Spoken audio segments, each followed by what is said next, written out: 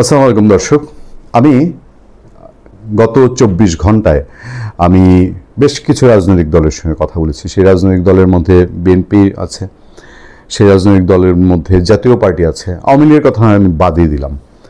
তারপর অন্যান্য রাজনৈতিক দল আছে, এই ঐকমত্য কমিশনে যে রাজনৈতিক নেতৃবৃন্দ গেছেন সেই ছোট ছোট রাজনৈতিক দলগুলো আছে।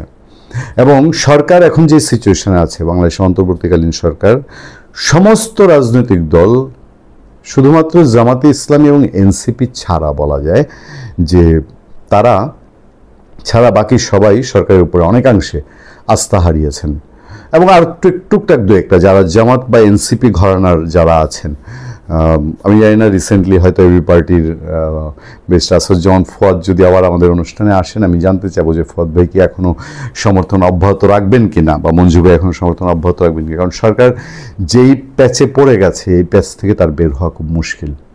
কারণ আমি আগেই বলছি যে আওয়ামী লীগ জাতিসংঘে চিঠি দিয়ে সে সংলাপের আগ্রহ দেখিয়েছে, বাট আমি দেশের ভেতর থেকে আগেই যে খবর পেয়েছি যে বিএনপিও সরকারের উপরে অনেকটা আস্থা হারিয়েছে। এবং বিএনপি তো সরাসরি বলছে জুলাই সনদ নিয়ে তাদের সাথে প্রতারণা হয়েছে, বিশ্বাসঘাতকতা হয়েছে।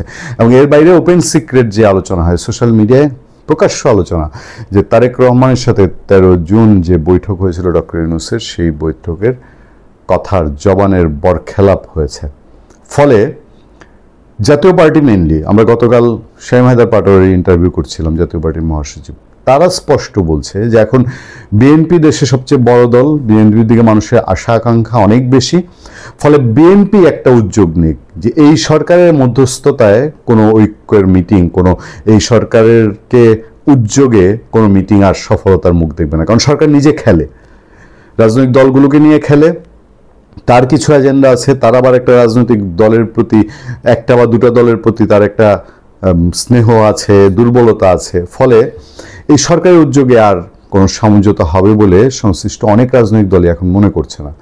ফলে এই আলোচনাটা উঠেছে যে বিএনপি যদি উদ্যোগী হয় এবং দেশে সকল রাজনৈতিক দল, জামাতে ইসলামী, ইভেন এনসিপি সহ এবং জাতীয় পার্টি সহ, আর যদি তাদের বিএনপি যেটা বলে যে বিচারের মাধ্যমে আওয়ামী লীগকে নিষিদ্ধ করতে, প্রজ্ঞাপন দিয়ে নির্বাহী আদেশে নয়, তাহলে সেখানে সে যদি আওয়ামী লীগকে চান্স দেয়, ওই গ্রহণযোগ্য নির্বাচন, অংশগ্রহণমূলক নির্বাচনের সুবাদে দুঃখিত, তাহলে আরেকটি আলোচনা বা জাতীয় সংলাপের মধ্যে দিয়ে বর্তমান সমস্যা যে জায়গায় প্যাচ খেয়েছে সেটার সমঝোতা হতে পারে কিনা। কারণ বিএনপি অলরেডি গণভোট থেকে এবং নভেম্বরে গণভোট, এই জায়গা থেকে বিএনপি পুরোই রিটার্ন করেছে।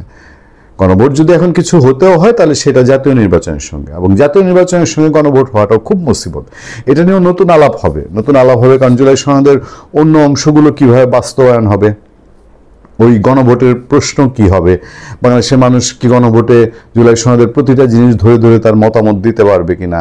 আবার এর মধ্যে তো পাতা পাল্টে ফেলেছে, এইসবের সমাধান হইতে হবে।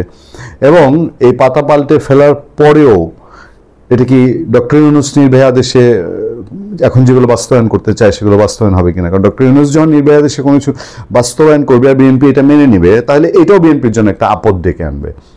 ফলে বাংলাদেশের রাজনৈতিক দল সবার একসাথে একটা জাতীয় সংলাপে বসা ছাড়া আপাতত বিকল্প সমাধানের পথ আছে কিনা, এটা রাজনৈতিক অঙ্গনেই ব্যাপক আলাপ আলোচনা শুরু হয়েছে। এবং এই উদ্যোগ কেউ কেউ নিতে চাচ্ছেন এবং দুতিয়ালি করছেন, এ ধরনের আভাসও কিন্তু রাজনীতির মাঠে খুব পরিষ্কার পাওয়া যাচ্ছে।